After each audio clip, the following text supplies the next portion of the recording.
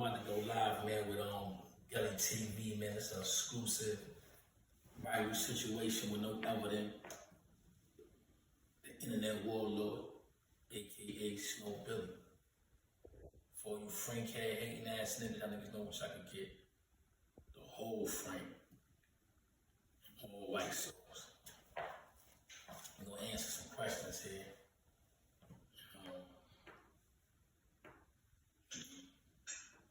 What's up, man? What's happening with you, man?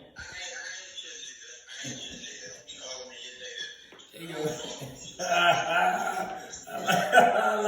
like that. I mean, so what up, Frank head?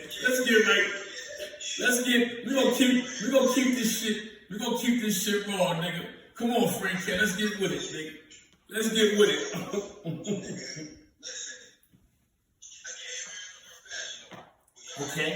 Okay. All right, so let's go.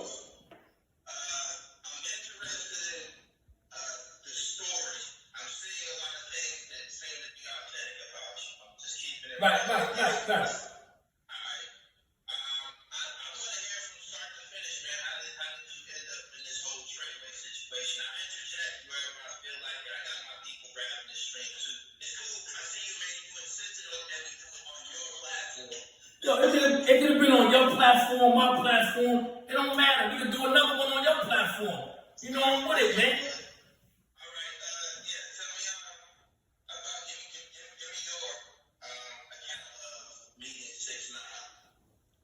All right, well, when I met 6ix9ine, the little homies had run to the dog pen. And a gang of the homies that was there wasn't really feeling him. So I wasn't really willing to leave him there unattended. But being that Shotty is like one of the main enforcers for the set, and he was homeless at the time, he was staying at the dog pen with all the other homies. So that's how Shotty and 6ix9ine became so close, because me and Hov don't stay at the dog pen. Shotty do. And homies ain't want him there. You dig what I'm saying? So, that's why Shotty played a major part, because Shotty was living there, and he became so close to Shotty. And that's how the whole Shotty became his manager, which Shotty was never his manager. Shotty was holding him down. His real manager is Chris. That's my man. But they scared Chris away once I was on Rikers Island. Okay. Why does Chris have a reputation for being a police? Nah, Chris ain't no cop, man. Chris is a good kid, come from a good family, and he ain't with no trouble, man. He not with the gang shit. He not with the smoke. So when all that shit, once I was removed, you know what I'm saying? He was with the wolves, and Chris is a sheep. So what you think a sheep gonna do if he in a den with a bunch of wolves? He's getting the fuck up out of there. Cause see, he got 6ix9ine on some kind of paperwork, cause that's his original manager. We only came on board for the creative, the tour part. You understand? He was already signed to 10K. You dig what I'm saying? Alright, so what's your position and status in all of this? Like, and you've been on the internet, you've always declared that, you have status. All right, well, I'm like, I was the first blood and best out of Brooklyn. You dig what I'm saying? Like, when everybody else was Decepticons and faceheads and lowlives and all that, it was only about 7 of us that come from Gates Avenue. And I came up with that shit from Little Rock. You dig what I'm saying? Everybody else was Decepticons. So at the end of the day, I brung that shit there, but when they come to 9 Trey, I became 9 Trey on the alley. And when I came home off Rikers Island, I brought it to the neighborhood. And those who was Highland Park with me converted over to 9 Trey. I let Melly be the face for years because I don't live in New York. I'm an out-of-town nigga. You dig what I'm saying? So Melly became the face for the set. And that's how Shotty, Hov, and everybody else fall under. So you basically saying that you allow Mel Werner to be the face of the set that you created? No, listen, I never created 9 Trey, bro. I became 9 Trey from a Highland Park Piru on Rikers Island. Right. So when I came home, I get money. I'm in all different kind of states, as you probably already know. So I don't stay in New York. I've been going out of state for years. So somebody who stays in New York and who don't go nowhere, who was my right-hand man, Melly, I put him as the face of the Phillies. And he did, he did what he did for the majority of the years he had it. But I had conversations with Money when he asked me, yo, big homie, take it back. But I'm saying, if it ain't broke, why fix it?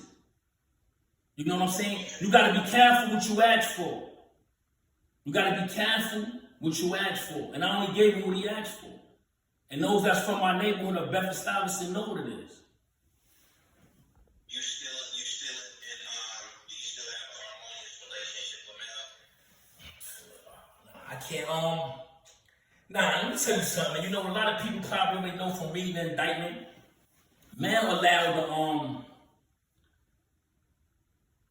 an informant into the set, man. And you know, before this, me and Mel had a discussion, and Mel swore up and down that that wasn't the case. So Mel, you know, it's like this, man. Mel didn't receive too many grievances on him over the years. You understand what I'm saying? Like, too many, man. Like, because they ain't gonna report to him, they report to me. So I'm the one dealing with the complaints. But that's my, you know, that was my ace. So at the end of the day, it's like, you know, I gotta let him do him. If he ain't complaining, so why should you? But as for me and Melly, man, I'm damn near 100 years old. By the time Melly get out, he be damn near 100 years old. What's left, man? Huh? What's left, man? We ain't 20 years old, my nigga. You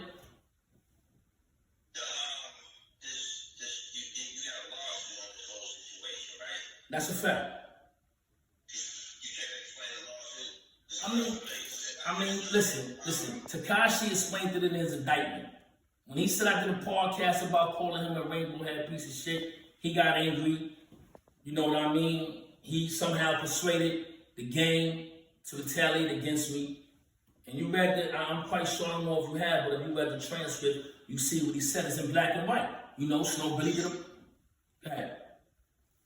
You feel that he's to be held accountable for that situation, man? Of course he had to be held accountable.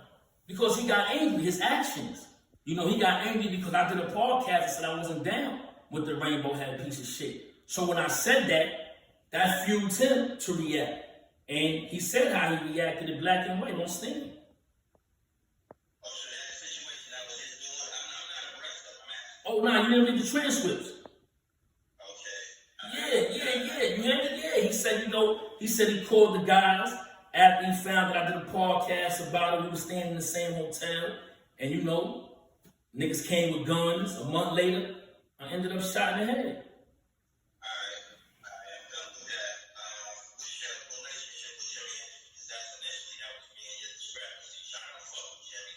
I mean, listen, a lot of people have their reasons why they don't fuck with Jimmy. Listen, I fuck with Jimmy for the reasons I fuck with Jimmy. You dig what I'm saying? Just like there's a lot of reasons why some people fuck with other people in the industry for whatever their reasons are, and they do fuck with this shit. But as for Jimmy, me and Jimmy met when I was serving a life sentence in Comstock. We met on the visitor floor. He was coming to see one of my cooking partners, and we was both down there together, sitting right next to each other. And throughout the whole visit, we were just trading ideas and just building, and that bond became tight from when he left and back and forth, even towards incarceration.